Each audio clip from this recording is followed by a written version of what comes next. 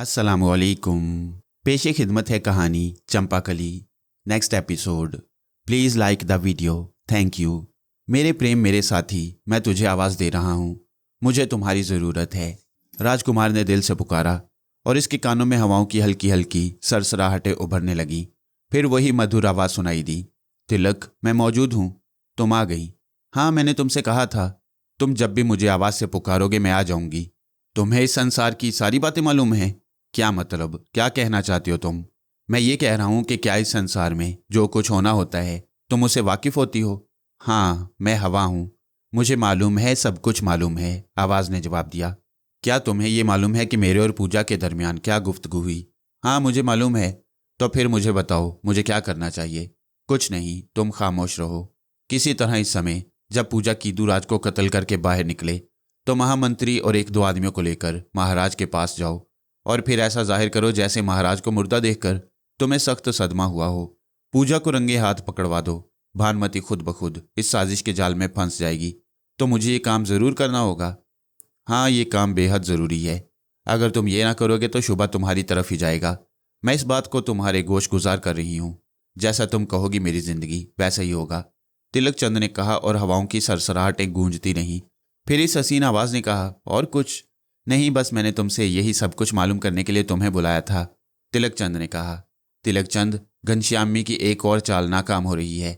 भगवान करे घनश्यामी की हर चाल नाकाम हो जाए और इस बार हमारा मिलन मुमकिन हो। क्या मतलब? कुछ नहीं, अभी कुछ नहीं।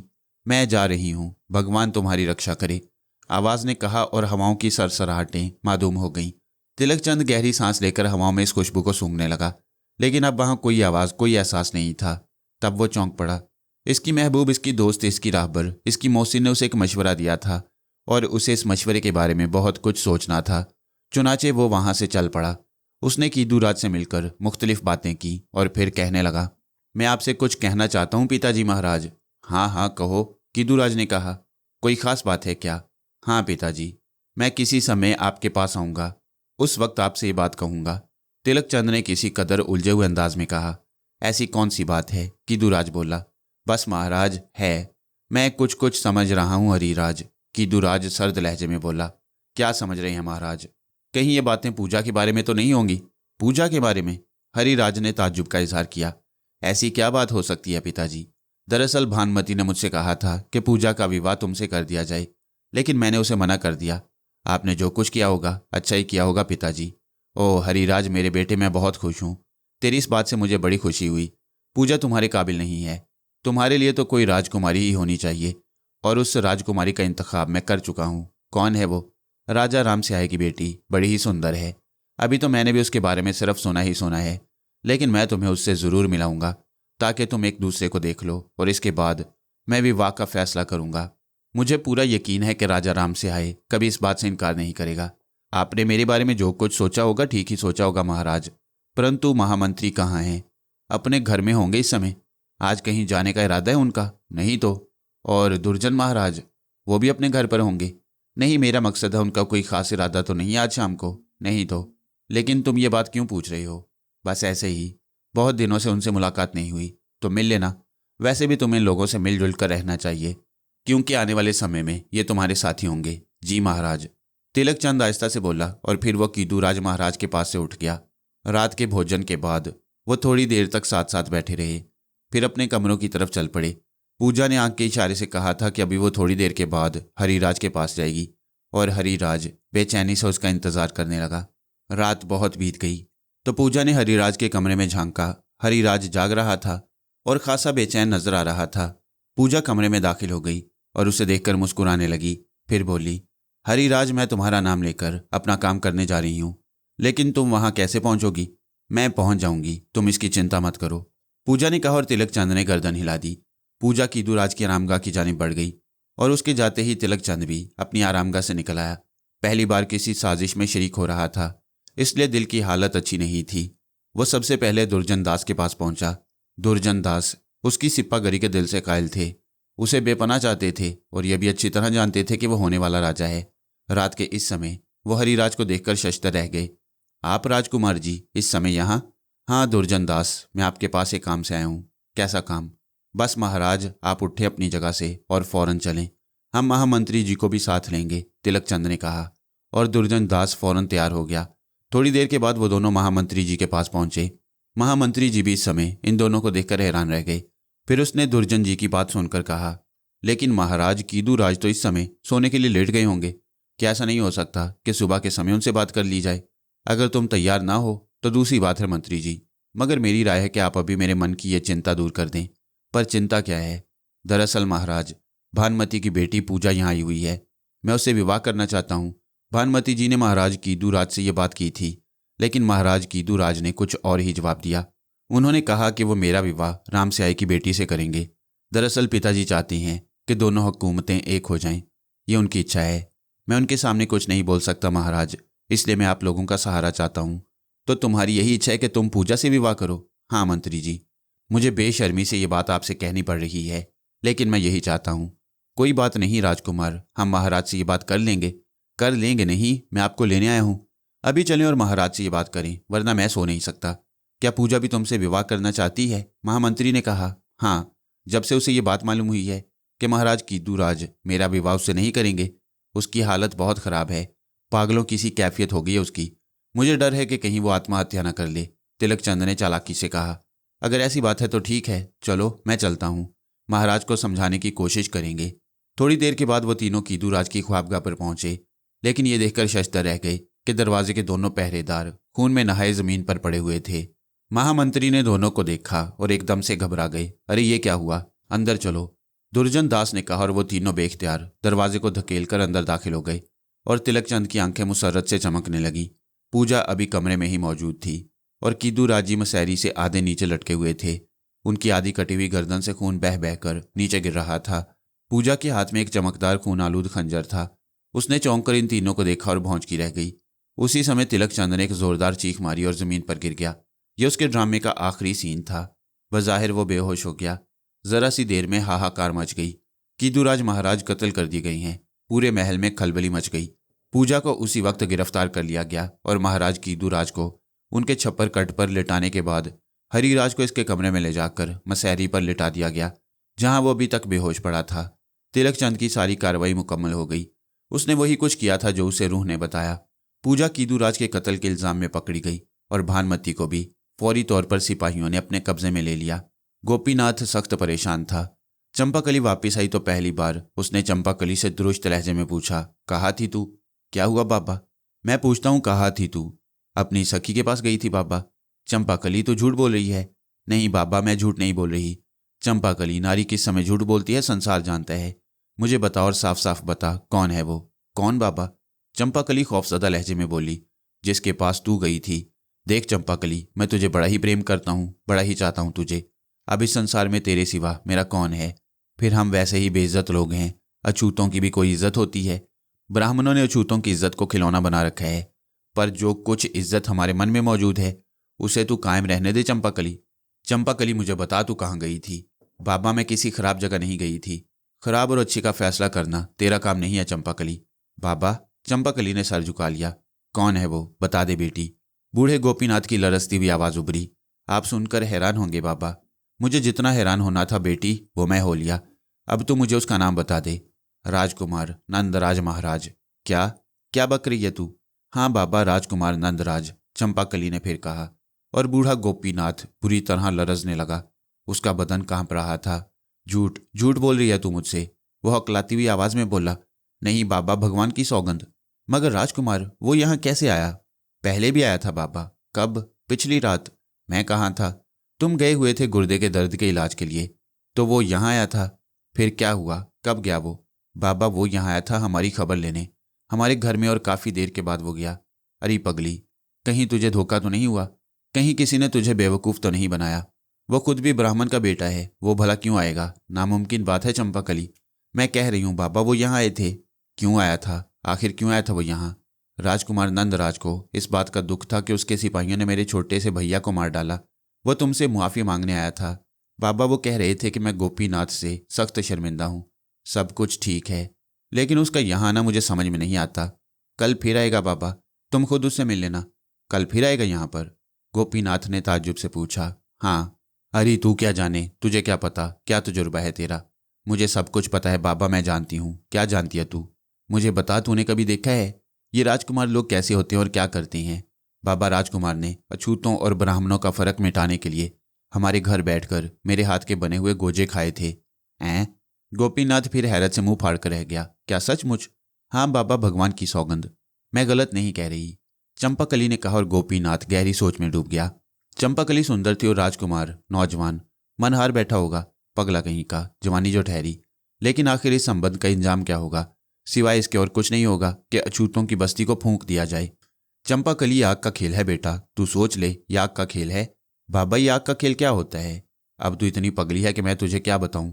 सुन चंपाकली, अछूत और ब्राह्मण जमीन और आसमान की तरह है।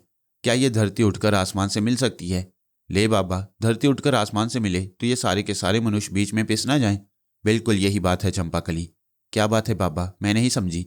अगर धरती ने उठकर आसमान से मिलने की कोशिश की तो इसके बीच में जितने मनुष्य हैं वो पिस जाएंगे। धरती तू है और आकाश राजकुमार। तूने अगर राजकुमार से संबंध करने की कोशिश की तो जानती है तेरे और राजकुमार के दरमियान कौन पिसेगा? नहीं बाबा, तू बता दे, चंपाकली ने पूछा।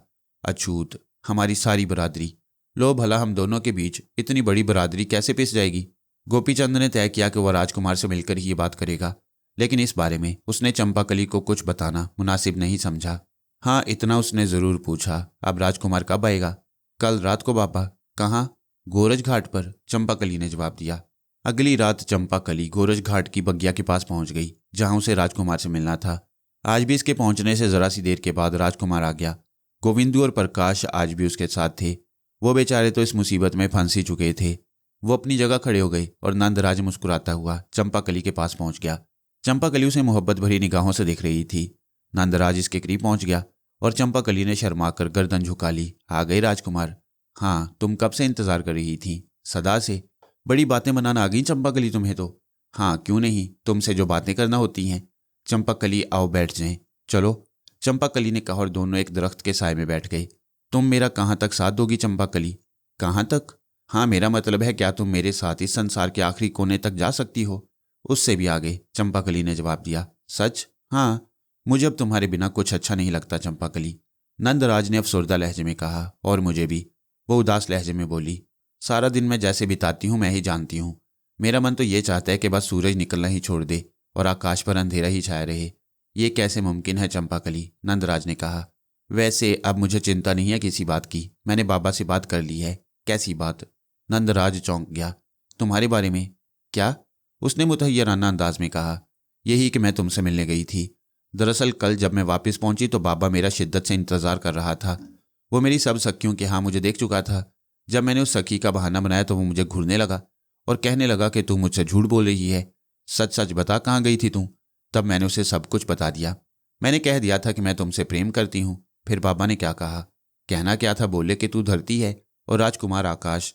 अगर तुम दोनों ने मिलने की कोशिश की तो तुम्हारे दरमियान तमाम अछूत पिस जाएंगे। क्या ये मुमकिन है राजकुमार कि हम दोनों के मिलने से इतने लोग पिस जाएं? चंपाकली ने मासूमियत से कहा और राजकुमार के होंठों पर बेख्तियार मुस्कुराहट फैल गई।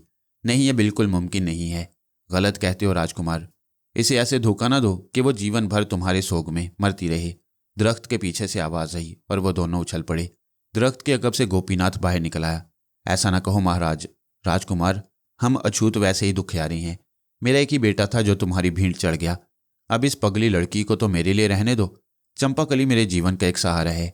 राजकुमार, अगर ये सहारा भी तुमने छीन लिया तो हम जीते ना रह सकेंगे। हमारे साथ ऐसा सलूक ना करो राजकुमार। हम तुम्हारे हाथ जोड़ते हैं, हम तुम्हारे पांव पड़ते हैं। गोपीनाथ आंखों में आंसू भरे राजकुमार नंदराज के कदमों में झुका, लेकिन नंदराज ने इसके शाने पकड़ लिए। आप मुझे पापी कर रहे हैं गोपीनाथ जी। चरण तो मुझे आपके छूने चाहिए, आप ऐसा क्यों कर रही हैं? गोपीनाथ जी, भगवान के लिए मुझे बताएं, आप ये बातें क्यों कर रही हैं? हम अछूत हैं राजकुमार जी, कभी धरती और आकाश भी मिलकर एक हुए हैं। ये पगली आपके प्रेम में मुब्तला हो गई तो अपना जीवन ही तबाह कर लेगी। इसके अलावा इसे और क्या मिल सकेगा? आपको हमारी बातें मालूम ही हो चुकी हैं गोपीनाथ जी, तो मैं आपका मुजरिम हूँ। लेकिन अगर आप मुझे कुछ कहने की आज्ञा दें तो मैं कुछ कहूँ। हम इतने बड़े नहीं हैं राजकुमार जी कि आप हमसे कोई आज्ञा लें। अछूतों की इज्जत ही क्या है? हम तो सिर्फ भीख ही मांग सकते हैं, रहम की भीख। आप मुझे जो हुक्म देंगे, जो आज्ञा देंगे गोपीनाथ जी, उसका पालन करना मेरा फर्ज होगा। इसलिए कि आप मेरे बुजुर्ग हैं। भगवान की सौगंध, देवी देवताओं की सौगंध, मेरे मन में आपका उतना ही एहतराम है जितना संसार के दूसरे लोगों का। मैं इंसानों में तफरीक का कायल नहीं। मैं नहीं मानता कि जब भगवान ने सारे इंसान एक से बनाए हैं तो इनमें ज़ात की छोटाई बड़ाई भी रखी होगी। नहीं गोपीनाथ जी, ये सब इंसानों के काम है। इंसानों ने खुद इंसानों में तफरीक पैदा की है। फिर भी राजकुमार जी, आप सदियों पुरानी रीतों को नहीं तोड़ सकते। मैं आपसे कह रहा हूँ, इस खेल का अंजाम सिवाय इसके कुछ ना होगा कि यह पगली लड़की अपनी जान दे बैठेगी या इसे मरने पर मजबूर कर दिया जाएगा। राजकुमार जी, आप भी इस खेल से बाज आ जाएं और मैं भी इस पगली को समझा लूंगा। गोपीनाथ ने दोनों हाथ जोड़कर कहा। नहीं गोपीनाथ जी, आप जो समझ रही हैं गलत समझ रही हैं। मैं किसी से नहीं डरता। और गोपीनाथ महाराज, मैं इसलिए बात नहीं कह रहा कि चंपाकली मेरे मन में आ बैठी है, बल्कि एक मनुष्य की हैसियत से होने वाले राजा की हैसियत से आपसे ये बात कह रहा हूँ कि चंपाकली मेरे जीवन में शामिल हो या ना हो, पर अगर मैं जीता रहा तो इंसानों के बीच से ये फ़र्क मिटा दूंगा। राजकुमार, बहुत मुश्किल है, तुम ये फ़र्क नहीं मिटा सकते। सदियों की रीतें पल में नहीं टूट सकती। इसके लिए बड़ा वक्त चाहिए, बड़ा ही समय चाहिए। गोपीनाथ जी, आप मेरा अज़म तो देखिए। मैं इन रीतों को ख़त्म करके रहूँगा, ये फ़र्क मिटा के रहूँगा। नंदराज ने पुरज़म लहजे में कहा। वाकई राजकुमार, क्या तुम ये फ़र्क मिटा सकोगे? गोपीनाथ ने अजीब से अंदाज में पूछा। हाँ गोपीनाथ जी, ये मेरा अज़म है, ये मेरा फ़ैसला है और मैं ये फ़र्क मिटा के रहूँगा, चाहे इसके लिए मेरी जान ही क्यों ना चली जाए। नामुमकिन राजकुमार जी, ये नामुमकिन है। इंसान अगर यही सोच ले गोपीनाथ कि जो काम पुरखे नहीं कर सके, जो काम सारी दुनिया करने पर आमादा नहीं, वो हो ही नहीं सकता, तो आप सच कहते हैं कि वो काम नहीं हो सकता। लेकिन अगर इनफरादी तौर पर एक ही आदमी ये काम करने का बेड़ा उठा ले तो कम से कम वो ये तो काम कर सकता है। मैं संसार की रीत नहीं बदल सकता, लेकिन इसकी तहरीक पैदा कर सकता हूँ और ये तहरीक मेरी अपनी रियासत से शुरू होगी। मुमकिन है मेरी रियासत से ये तहरीक शुरू होकर सारे महावर्ष में फैल जाए और इसका सेहरा मेरे सर ही हो। नामुमकिन है, ब्राह्मण ये कभी नहीं होने देंगे। ठीक है महाराज, लेकिन मेरी रियासत में ऐसा ज़रूर होगा। तुम्हारे प्रकाश बहुत बड़े हैं राजकुमार जी। हम अछूत तो यही कर सकते हैं कि भगवान तुम्हें कामयाब करें, और अगर तुम आज्ञा दो तो मैं चंपाकली के बारे में बात करूं। हाँ महाराज, मैं भी आपसे इस बारे में बात करना चाहता हूँ, नंदराज ने कहा। चंपाकली को तुम क्यों प्रेम रोग लगा रही हो? इसलिए कि मैं खुद भी इस जाल में फंस चुका हूँ। क्या इसमें चंपाकली का दोष है? नहीं, 100% मेरा, नंदराज ने जवाब दिया। तो राजकुमार, तुम अपने इस दोष को निभा कैसे सकोगे? चंपाकली से विवाह करके, इसे अपनी धर्मपत्नी बनाकर? ये कैसे मुमकिन है? ये मुमकिन है गोपीनाथ जी, मगर कैसे? इस नामुमकिन को मुमकिन करके दिखाना ही मेरा काम है। अब यही मेरा जीवन है और यही मेरा मरण है। अगर चंपाकली को ना पा सका तो जिंदा नहीं रहूंगा, इस जमीन पर बोझ नहीं बनूंगा, बल्कि आत्महत्या कर लूंगा। कभी नहीं हो सकता राजकुमार। बस यही होगा कि अगर ये बात राजकुमार महाराजा के कानों में पहुंच गई तो वो हमें जिंदा जलवा देंगे। ऐसा नहीं होगा। मैं भी राजकुमार नंदराज हूं। बताइए गोपीनाथ जी, आप इस बात का क्या सबूत चाहती हैं कि जो कुछ मैं कह रहा हूं सच कह रहा हूं? क्या आप भरे दरबार में यह ऐलान कर सकते हैं राजकुमार जी कि अछूतों को उनका हक मिलना चाहिए? गोपीनाथ ने पूछा। कर सकता नहीं गोपीनाथ, कर चुका हूं, और इस ऐलान को किए हुए बहुत दिन हो गए। पर कब? उस समय जब मेरे सिपाहियों ने आपके मासूम बेटे को मार डाला। आप अगर चाहें तो इस बात के बारे में मालूमात हासिल कर सकती हैं, नंदराज ने पुरएतमाद लहजे में कहा। और गोपीनाथ का मुंह हैरत से खुल गया। क्या आप सचमुच ये बात कह चुकी हैं? मैंने कहा ना गोपीनाथ जी, आप अपने तौर पर बात मालूम कर सकती हैं। बहुत बड़ी बात कही आपने राजकुमार, बहुत ही बड़ी बात। भगवान आपकी रक्षा करे। लेकिन इसके बावजूद महाराज युद्धराज जी एक बात कैसे मान लेंगे? मैंने कहा ना गोपीनाथ जी, महाराज को ये बात मानना होगी, और अगर वो नहीं मानेंगे तो मैं ये सब कुछ उस समय करूंगा जब मैं इस रियासत का राजा बनूंगा। और राजा बनने के बाद मैं आपसे वादा करता हूं कि मेरा पहला ऐलान यही होगा कि राज दरबार में अछूतों को उनका मुकाम दिया जाएगा। अगर ये बात है नंदराज जी, तो एक काम जरूर कर दें। गोपीनाथ ने सर झुकाते हुए कहा। कहिए गोपीनाथ जी, नंदराज ने बड़े एतमाद से कहा। अछूतों के लिए कोई इबादतगाह नहीं है? क्या यहाँ कोई मंदिर नहीं बन सकता? हम ये मंदिर अपने पैसे, अपनी मेहनत से बनाएंगे। बस हमें इसकी आज्ञा दे दी जाए। हम दरिया पार करके इतनी दूर इबादत करने जाती हैं और फिर मंदिर की इमारत से बहुत दूर खड़ी रहती हैं। यह हमारे लिए बड़ी दुख की बात है। हम तो कभी वो श्लोक नहीं सुन सके जो हमारे दिल को रोशन करते। तो अगर हमारे एक मंदिर बनवा दिया जाए तो हम फौरन इसमें सारे इंतजामात कर लेंगे और अपनी पूजा पाठ करने लगेंगे, गोपीनाथ ने कहा। और राजकुमार नंदराज गर्दन हिलाने लगे। मंदिर बन जाएगा गोपीनाथ जी, लेकिन अभी एक बात का दावा मैं नहीं कर सकता। किस बात का महाराज? ये कि कोई ब्राह्मण पुजारी यहाँ कर रहेगा। हमें इसकी चिंता नहीं है नंदराज जी। हम भगवान की मूर्तियां बनाकर उनके दर्शन कर लिया करेंगे, यही हमारी पूजा होगी। अभी तो हम भगवान को भी छुप छुप कर देखते हैं, गोपीनाथ ने बेबसी के आलम में कहा। और नंदराज का दिल दहल कर रह गया। कितने जालिम हैं ये ब्राह्मण छत्री, जिन्होंने अछूतों से जिंदा रहने का हक भी छीन लिया है। उसने गोपीनाथ की तरफ देखा जो बेबसी की तस्वीर बना खड़ा था और बोला, ठीक है गोपीनाथ जी, मंदिर बन जाएगा। ये नंदराज का वचन है, मगर मुझे एक बात का यकीन दिलाएं। कौन सी बात नंदराज महाराज? चंपाकली मेरी हो जाएगी। नंदराज ने पूछा, चंपाकली को अगर आपके चरणों की धूल भी बन जाने का मौका मिल जाए तो ये इसकी सबसे बड़ी खुशकिस्मती होगी। ना सिर्फ इसकी बल्कि पूरी अछूत बरादरी की।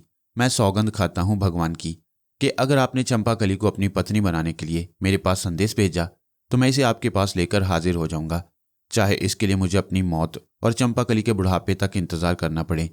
आप वचन दे रहे हैं गोपीनाथ जी? हाँ, मैं वचन देता हूँ। अगर अछूत का वचन कोई हैसियत रखता है तो मैं तुम्हें वचन देता हूँ नंदराज कुमार। मैं आपका बहुत शुक्रगुजार हूँ। हाँ, एक सवाल और करना चाहता हूँ। ज़रूर नंदराज, ज़रूर। क्या मैं चंपाकली से मिल सकता हूँ? रात के अंधेरे में या दिन की रोशनी में? इसके लिए फ़िलहाल रात के अंधेरे ज़्यादा मुनासिब रहेंगे, नंदराज ने कहा। ठीक है, मुझे इस राजकुमार पर विश्वास है जो अपने मन में इंसान का दुख रखता है। मुझे ये विश्वास है कि इस कोमल लड़की को खुदकुशी करने के लिए मजबूर नहीं किया जाएगा, गोपीनाथ ने कहा। और नंदराज ने झुककर उसके चरण छू लिए। आप मेरे बुजुर्ग हैं गोपीनाथ जी। आपकी सौगंध, मैं कभी शराफत और इंसानियत के दायरे से बाहर नहीं जाऊंगा, उस समय तक जब तक चंपाकली मेरी धर्मपत्नी नहीं बन जाती। ठीक है, मैं जा रहा हूँ, गोपीनाथ ने कहा और गर्दन झुकाकर वापस चला गया। चंपाकली दरख्त के पीछे छुपी हुई इन लोगों की तमाम बातें सुन रही थी, लेकिन इनकी बातें सुन सुनकर इसका मन खुशी से लरज रहा था। और जब गोपीनाथ जी काफ़ी दूर चले गए तो वो दौड़ती हुई आई और उसने राजकुमार नंदराज के चरणों में सर रख दिया। नंदराज ने तड़प कर उसे दोनों बाजुओं से पकड़कर ऊपर उठा लिया। चंपाकली को आज घर पहुंचने की कोई जल्दी नहीं थी, क्योंकि वो अपने बाबा के बारे में जान गई थी। राजकुमार नंदराज ने ही उसे भेजा था और जब तक वो चली ना गई वो उसे खड़ा देखता रहा।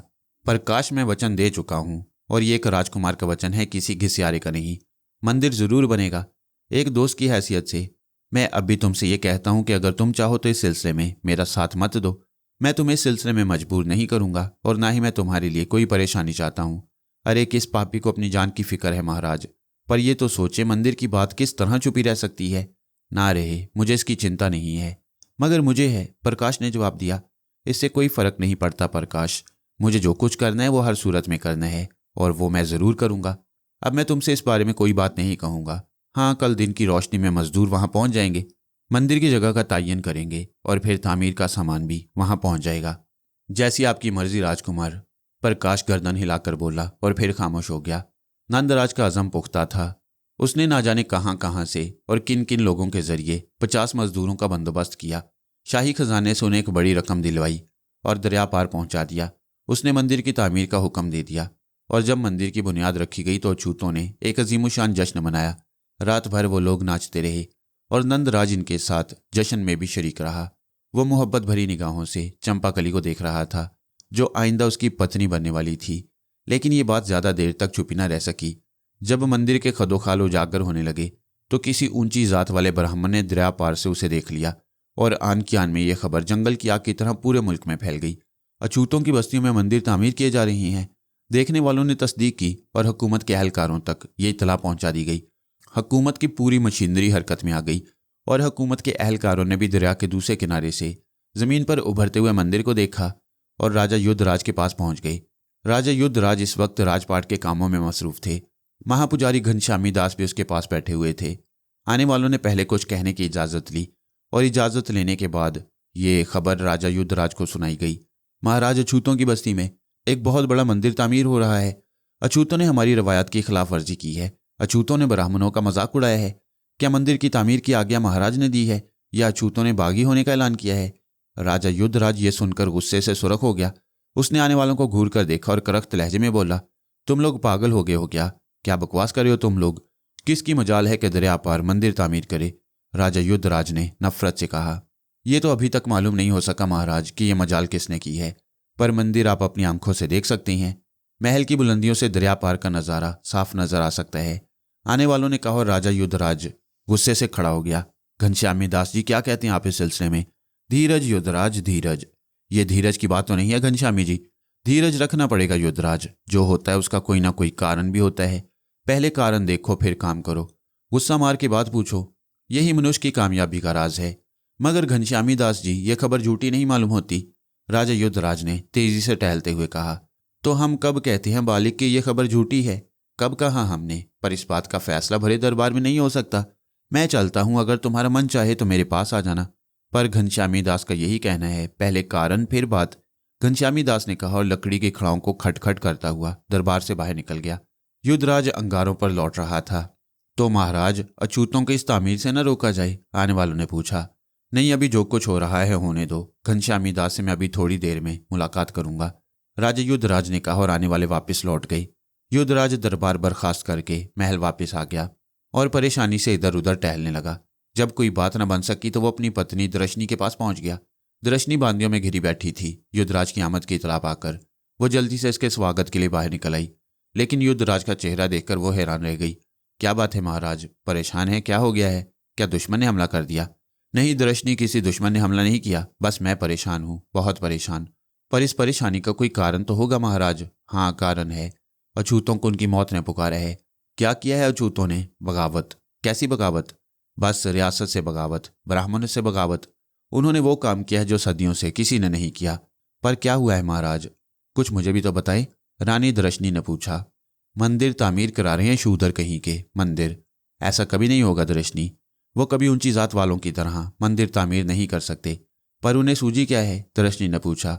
भगवान जाने, मैं अभी थोड़ी देर के बाद घनश्यामी दास के पास जाऊंगा, उनसे इस बारे में बात करूंगा। हाँ हाँ, जरूर करें, रानी दृशनी ने कहा। वैसे ताज्जुब की बात है, अछूतों की यह हिम्मत कैसे हुई? घनश्यामी दास जी का कहना है कि इसका भी कोई कारण है, राजा युद्धराज ने कहा। पर कारण क्या हो सकता है? मेरे मन में एक ही खौफ है दृशनी। वो क्या? कहीं इसमें नंदराज का कोई हाथ ना हो। नंदराज का हाथ कैसे हो सकता है? रानी दृशनी हैरत से बोली। शायद तुम्हें पता नहीं दृशनी, नंदराज एक अछूत लड़की पर मर मिटा है जो बहुत ही सुंदर है। ये कैसे हुआ? नंदराज उस लड़की तक कैसे पहुंच गया महाराज? रानी दृशनी परेशानी से बोली। दृशनी, इस वाक्य को काफी दिन गुजर गए हैं।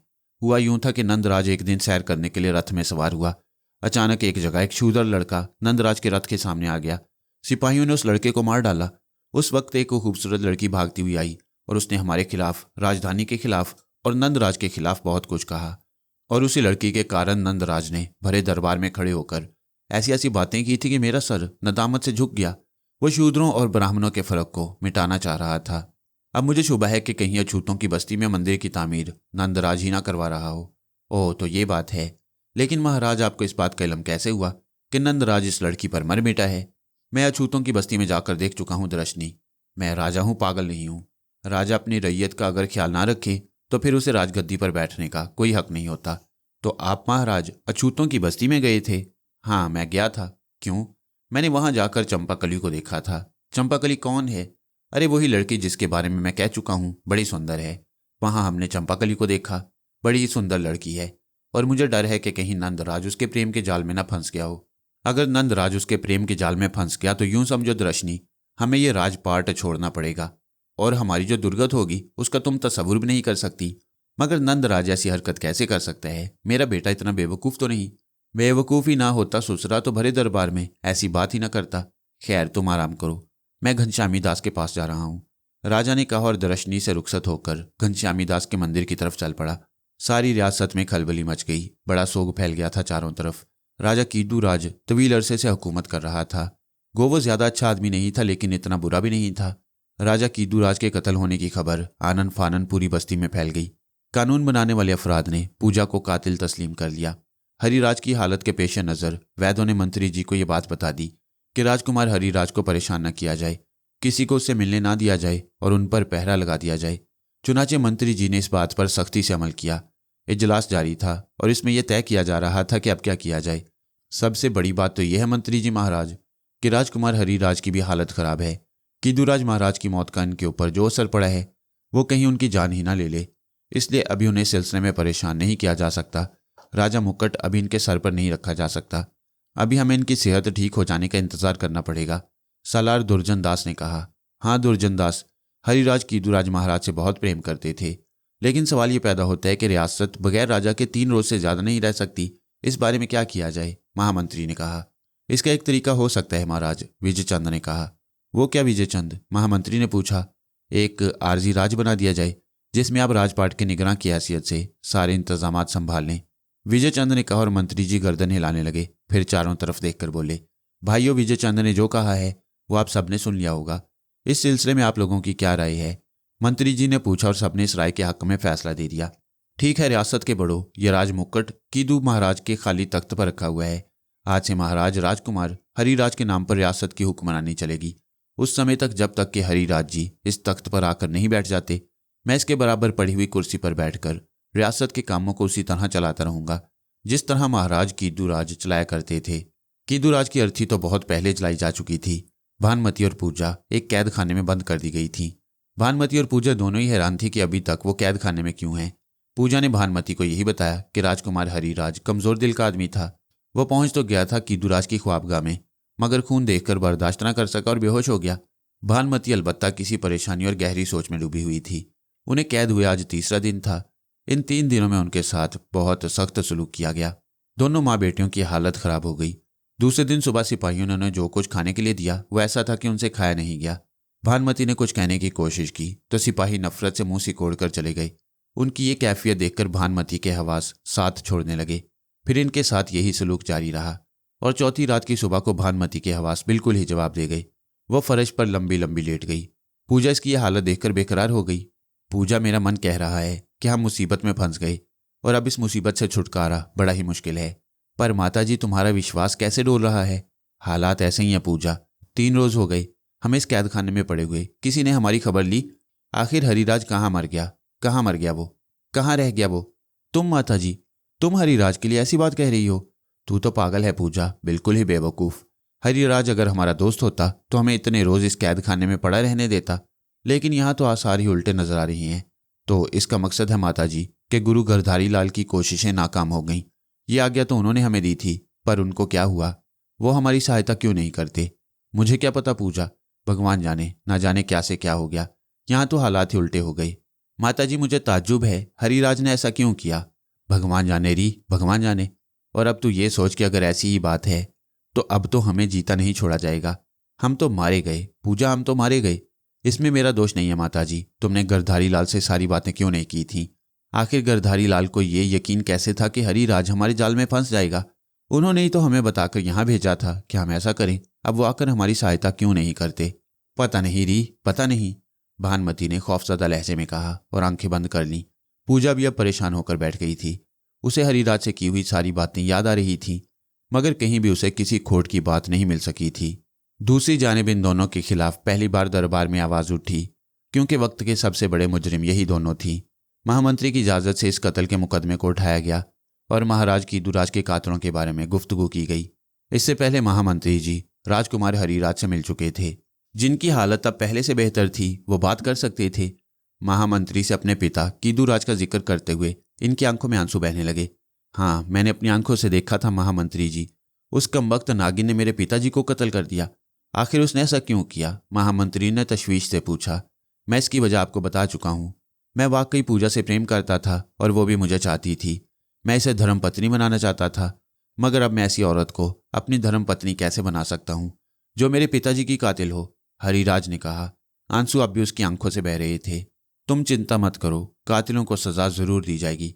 मंत्री जी हरिराज से ये वादा करके आए थे और जब वो पलटकर वापस चले गए तो हरिराज के होंठों पर पुरसुकून मुस्कुराहट फैल गई। दोनों माँ बेटियों पर मुकदमा चला और उन्हें मौत की सजा सुना दी गई। महामंत्री जी ने फैसला सुनाया और पूजा चीखने लगी। नहीं, तुम ऐसा नहीं कर सकते पापी, तुम ऐसा नहीं कर सकते। हरिराज, तुम कहाँ हो? कहाँ हो हरिराज? मुझे इस पापी से बचा लो। देखो, इन्होंने तुम्हारी गैर मौजूदगी से फायदा उठाकर सारा खेल ही बदल दिया है। पूजा चीखती रही, लेकिन फैसला हो चुका था। चुनाचे सिपाही उसे घसीट कर ले जाने लगे। एक कुत्तो, छोड़ दो मुझे, मैं कहती हूँ छोड़ दो मुझे। तुम सब बेवकूफ़ हो, पागल हो। हरिराज नहीं, बल्कि तिलकचंद। उसका नाम तिलकचंद है और कीदू राज को मैंने उसी के कहने से कत्ल किया है। सुनो तो सही, मुझे छोड़ दो। पहले मुझे हरिराज के पास ले चलो, वरना मैं तुम सबको फांसी पर लटकवा दूंगी। मैं तुम सबको मार डालूंगी। वो बुरी तरह चीखती रही, लेकिन सिपाहियों ने उसकी चीखों पुकार पर कोई तवज्जो नहीं दी। वो इसे घसीटते रहे और फिर इन दोनों को कैद खाने में ले जाकर कैद कर दिया गया। इनकी एक नहीं सुनी गई और वह दोनों ज़ारों की तार रो रही थीं। लेकिन अब रोने से कुछ नहीं हो सकता। चाल उल्टी हो गई थी। इस बार घनश्यामी का मंसूबा नाकाम रहा था और इसके बाद दूसरी सुबह इन दोनों को सूली पर लटका दिया गया। सूली की तरफ जाते हुए पूजा हज़ियान बक रही थी, लेकिन इसे एक पागल की बकवास समझा गया जो मौत के खौफ से दीवाना हो गया हो। यहाँ तक कि इन दोनों की गर्दनें लंबी हो गईं और जुबानें बाहर निकल पड़ीं। घनश्यामी दास के मकरू होंठों पर वही मकरू और शैतानी मुस्कुराहट फैली हुई थी जो उसके चेहरे का खासा थी, जिसे देखकर सब लोग खौफजदा हो जाते। युद्धराज उसके सामने खड़ा हुआ था। आप मेरी परेशानी का अंदाजा नहीं कर सकते घनश्यामी महाराज, मैं सख्त परेशान हूँ। महल में गए थे युद्धराज? हाँ महाराज, गया था। नंदराज से मुलाकात हुई? नहीं महाराज। उसकी माँ दर्शनी ने भी कुछ नहीं बताया? दर्शनी इस बारे में कुछ नहीं जानती। किस बारे में युद्धराज? आप क्या कह रहे हैं घनश्यामी दास महाराज? कुछ नहीं, बैठ जाओ। जल पिलाऊं तुम्हें? घनश्यामी दास ने पूछा। नहीं महाराज, मेरे मन को शांति दे दो। तो तुम आत्मा की शांति चाहते हो? हाँ महाराज, मैं तुम्हारे बारे में ही ज्ञान कर रहा था युद्धराज। मैं देख रहा था कि ये कष्ट तुम्हारे ऊपर कैसे आया। बहुत बड़ा कष्ट है युद्धराज। क्या तुम इस बात का यकीन कर सकते हो कि वो मंदिर अछूतों की हिम्मत से नहीं बना, बल्कि उन्हें हिम्मत दिलाई गई है? किसने हिम्मत दिलाई महाराज? एक ही हो सकता है जो इस रियासत में इतनी बड़ी हिम्मत कर सके। कौन? नंदराज, तुम्हारा बेटा, इस रियासत का वली अहद। ये क्या कह रहे हैं आप महाराज? देखो युद्धराज, जो कुछ मैं कह रहा हूं इसको गलत मत समझना, ये मेरे ज्ञान का अपमान होगा। नहीं महाराज, मैं आपके ज्ञान का अपमान करने की जरूरत नहीं कर सकता। हम क्या करेंगे महाराज? धीरज, जो कुछ करो पहले सोच लो। ये सोच लो कि अगर नंदराज ने तुम्हारी मुखालफत की तो क्या होगा। किस सिलसिले में महाराज? तुम मुझसे मशवरा करने आए हो ना? जी महाराज, मैं तुम्हें जो मशवरा दूंगा क्या तुम उस पर अमल भी कर सकोगे? घनश्यामी दास ने मुस्कुराते हुए कहा। हाँ महाराज, आप मेरा आखिरी सहारा हैं। आप इस सिलसिले में मुझे जो भी मशवरा देंगे वही मेरे लिए कारआमद होगा और मैं उस पर अमल करने की कोशिश करूंगा। और अगर तुम्हारे बेटे ने तुम्हें वो सब कुछ करने से रोका जो मैं करूंगा, तब तुम क्या करोगे? आप मुझे आज्ञा दें महाराज कि मैं इस कष्ट से कैसे निकल सकता हूं। तो फिर सुनो। घनश्यामी दास का लहजा एकदम बदल गया। सिपाहियों को लेकर जाओ और दरिया पार अछूतों के बनाए हुए मंदिर को गिरा दो। जो इसमें रुकावट बने उसे मौत के घाट उतार दो। ये तुम्हारा पहला काम है। उसके बाद का मशवरा मैं तुम्हें इसके बाद दूंगा। घनश्यामी दास ने कहा और युद्धराज ने गर्दन झुका दी। ऐसे ही करूंगा महाराज, लेकिन अगर आप आज्ञा दें तो इससे पहले ये बात मालूम कर लूं कि मंदिर की तामीर के पीछे नंदराज का भी हाथ है। हाँ हाँ, जरूर मालूम करो, लेकिन कुछ करने से पहले सोचना जरूरी है। जाओ मालूम करो। घनश्यामी दास ने कहा और युद्धराज इनके चरण छूकर बाहर निकल आया। लेकिन वह सख्त जहनी इंतशार में मुब्तला था। वह सोच में नहीं सकता था कि यह घटना उसके अपने ही बेटे, उसके अपने ही खून की लाई हुई है। प्रकाश ने घबराए हुए अंदाज में नंदराज को इस खौफनाक अज़म का किस्सा सुनाया। हाँ महाराज, युद्धराज ने अपने खास आदमी को यह हुक्म दिया है कि 50 सवार लेकर दरिया पार किया जाए और अछूतों का मंदिर गिरा दिया जाए। जितने अछूत हाथ लगे उन्हें गिरफ्तार कर लिया जाए। जो लोग मंदिर गिराने में रुकावट बने उन्हें कत्ल कर दिया जाए। कल सुबह से ये काम शुरू हो जाएगा। नंदराज, तुम्हें यह इतला कहाँ से मिली? बस मुझे इतला मिल गई। अब आप बताएं इस सिलसिले में आपको क्या करना है? ये काम नहीं हो सकेगा प्रकाश, मंदिर जरूर बनेगा। मैं मंदिर की रक्षा करूंगा। महाराज, युद्धराज के हरकारे मंदिर को नहीं गिरा सकेंगे, नंदराज ने कहा और प्रकाश परेशानी से उसकी सूरत देखने लगा।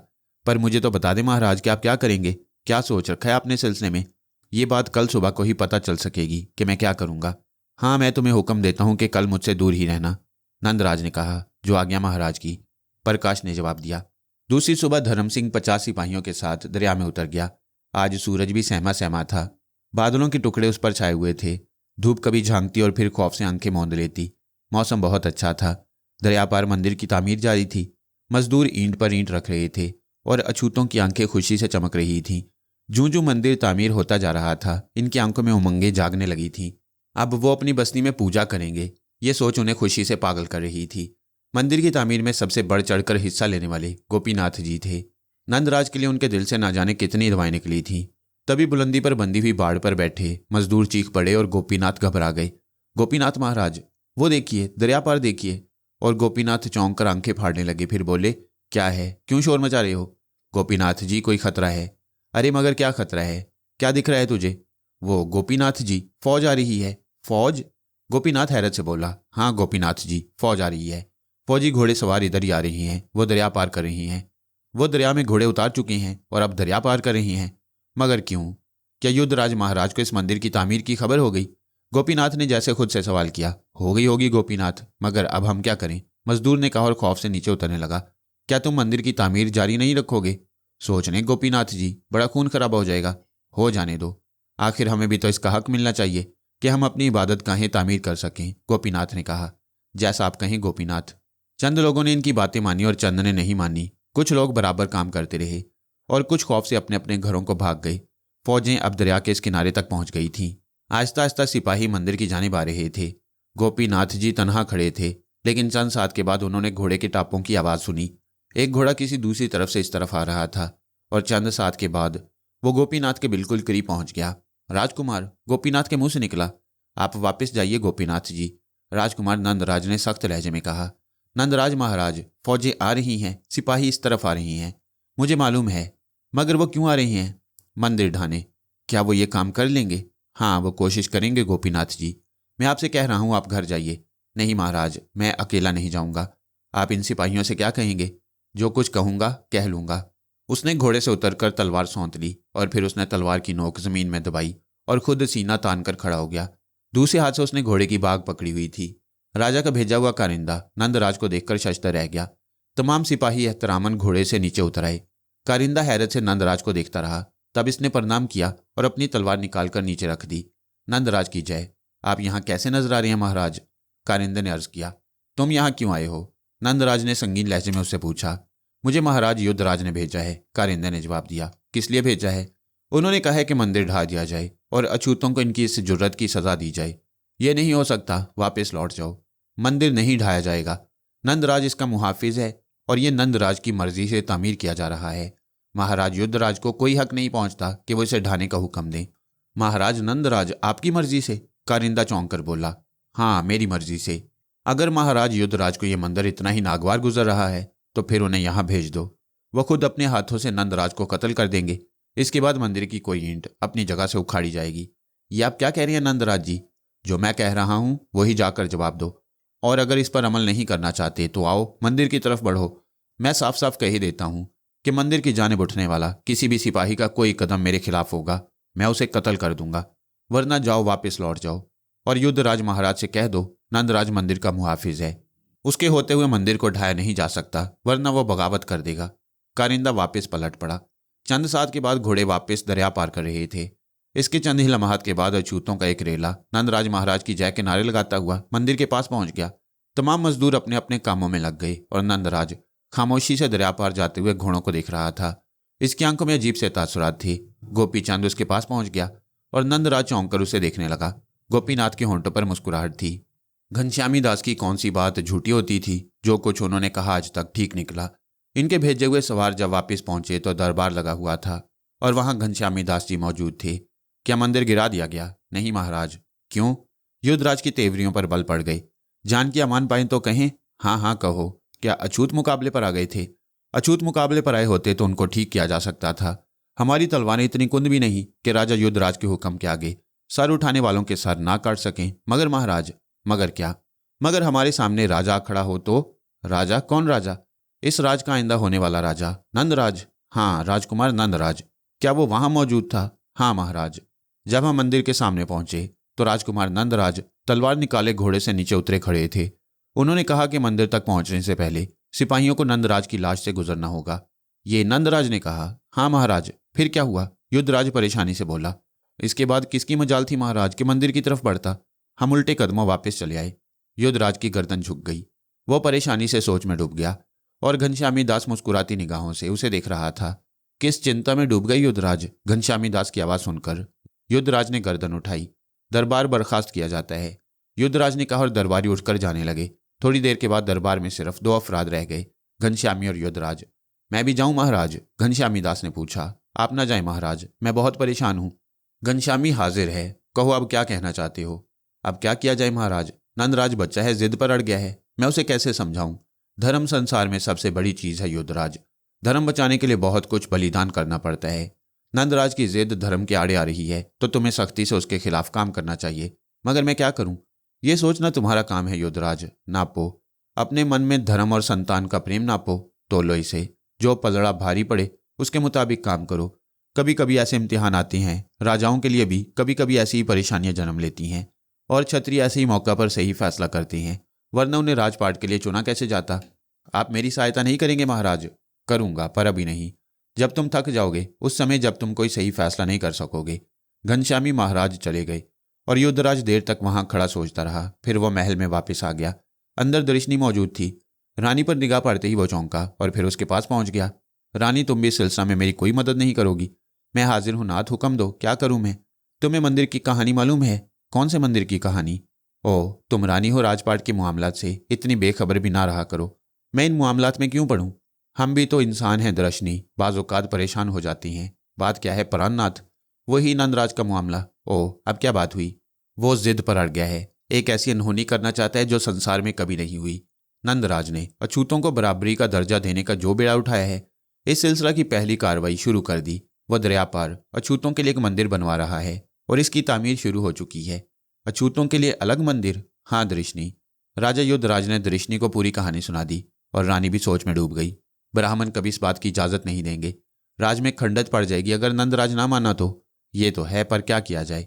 तुम ही उसे समझाओ दृष्णि, तुम माँ हो, मुमकिन है तुम्हारी बात मान जाए। मैं बात करूंगी उससे। करोगी नहीं? फौरन करो। खेल बिगड़ गया तो खुद हमें भी उसको संभालना मुश्किल हो जाएगा। ठीक है, मैं उसे बुलवाती हूँ, दृष्णि ने कहा और युद्धराज ने गर्दन हिला दी। फिर वह बाहर निकल गया। इत्तफाक की बात कि नंदराज भी उसी वक्त महल में दाखिल हुआ। दृष्णि का संदेश मिला तो वो उसके पास पहुंच गया। आओ नंदू, कहाँ से आ रहे हो? रानी ने प्यार से कहा। दरिया पार से आ रहा हूँ माता जी। दरिया पार से अछूतों की बस्ती से? हाँ माता जी। वहाँ क्यों गए थे? आपको सब कुछ मालूम होगा माता जी, फिर ऐसी बातें क्यों कर रही हैं? क्योंकि मुझे तुमसे सारी बातें करने का हक है, मैं तुम्हारी माँ हूँ, इस बात से किसे इनकार है? बैठ जाओ, मैं तुमसे बात करूंगी। नंदराज बैठ गया। वह सवालिया निगाहों से माँ को देख रहा था। तुम्हारे सर से अछूतों का भूत नहीं उतरा अभी? कभी नहीं उतरेगा माता जी। मैंने एक नेक काम के लिए कदम उठाया है। भगवान ने सारे इंसान एक जैसे बनाए हैं, तो फिर इंसान को यह अधिकार किसने दिया कि वो अपने ही जीवन को जानवरों से बदतर बना दे? ये सदियों की रीत है नंदराज। जो काम सदियों से गलत हो रहा है, हम उसे रीत क्यों बनाएं? इस काम को ठीक क्यों ना करें?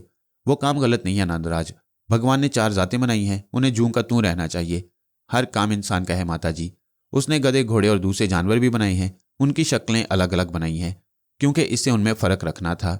अगर इंसानों में भी उसे फ़र्क रखना होता तो हर जात के इंसान की शक्ल अलग बनाता। इस बात का दोष भगवान को ना दो। नंदराज, क्यों पागल हो रहा है तू? क्यों अपने पिता के लिए मुश्किल पैदा कर रहा है? पिताजी मेरे लिए क्यों मुश्किलात पैदा करें माता जी? उनसे कहो आगे बढ़कर अछूतों को इंसानों का दर्जा दें। रहते संसार तक उनका नाम रहेगा, लोग पूजेंगे उन्हें। मैंने एक और बात सुनी है नंदराज, वो भी बता दें माता जी। तू किसी अछूत लड़की चंपाकली से प्रेम करने लगा है? हाँ माता जी, ये दुरुस्त है। इस बात से इनकार करके मैं चंपाकली का अपमान नहीं करूंगा। क्या वो तुझे इन बातों पर उकसाती है? वो तो इतनी पवित्र, इतनी मासूम है माता जी कि संसार की बातों में उसका कोई दखल नहीं। उसे कोई इल्ज़ाम ना देना माता जी। इल्ज़ाम नहीं दे रही नंदराज, बल्कि एक और तरकीब है मेरे मन में। क्या? अगर तू चाहे तो मैं खामोशी से उसे तेरे लिए उठवा लूँ। तू राजकुमार है, उसे पवित्र करके अपने पास रख, और जब उससे मन भर जाए तो खामोशी से हम उसे कत्ल करा के दरिया में फेंकवा देंगे। माता जी। नंदराज का चेहरा गुस्से से लाल भभूका हो गया। एक माँ अपने बेटे से ये बात कह रही है? नहीं माता जी, आप ऐसी बातें नहीं कह सकती। आप ऐसी बात कहकर माँ पर से बेटे का यकीन नहीं उठा सकती। नंदराज पर जुनून की कैफियत तारी हो गई। माँ हूँ इसलिए बात पूछ रही हूँ। तेरा जीवन मुझे सारे संसार से ज्यादा प्यारा है। मैं नहीं चाहती कि तू किसी कष्ट में पड़े।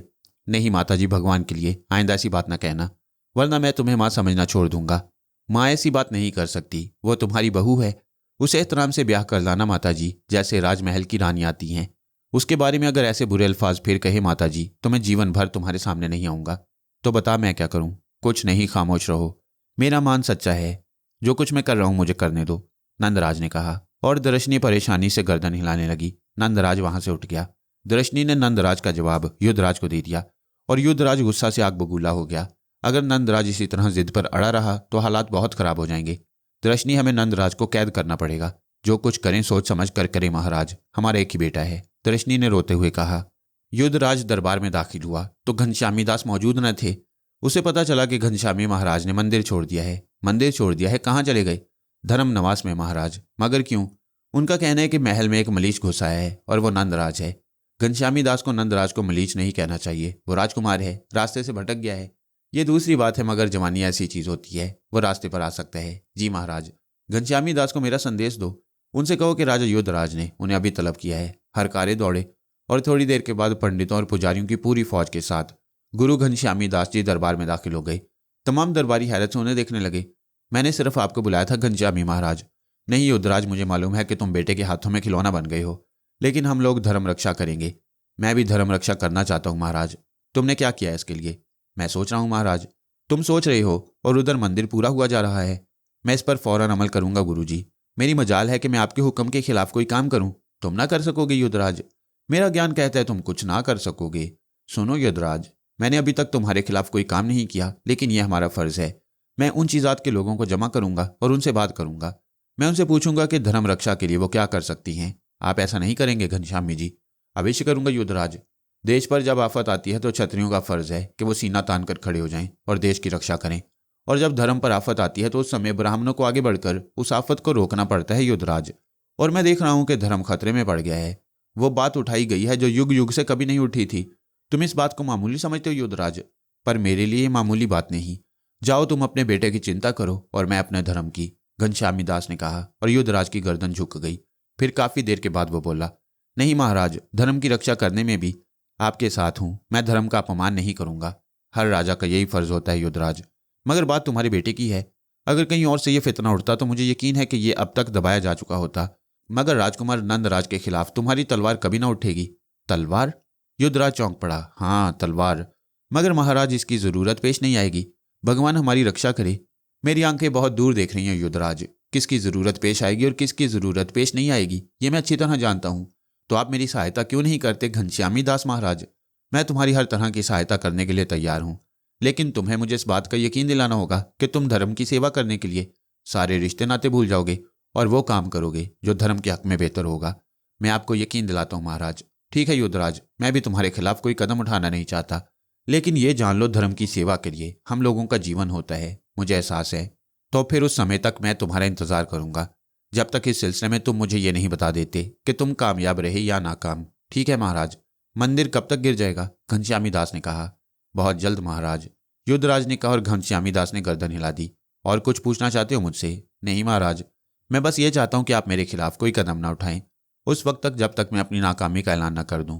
मुझे मंजूर है युद्धराज, घनश्यामी दास ने कहा और मुड़कर वापस चल पड़ा।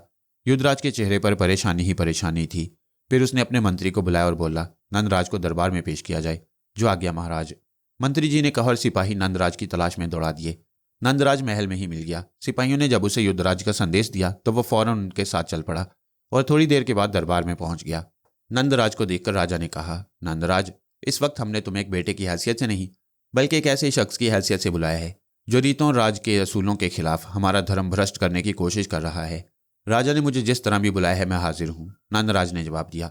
हमें जवाब दो नंदराज, क्या दरिया पार मंदिर की तामीर का हुक्म तुमने दिया है? ना सिर्फ हुक्म महाराज, बल्कि मैंने इसके लिए सरमाया भी फराहम किया है और मजदूर भी। नंदराज ने बेखौफी से जवाब दिया। तुमने ऐसा क्यों किया नंदराज?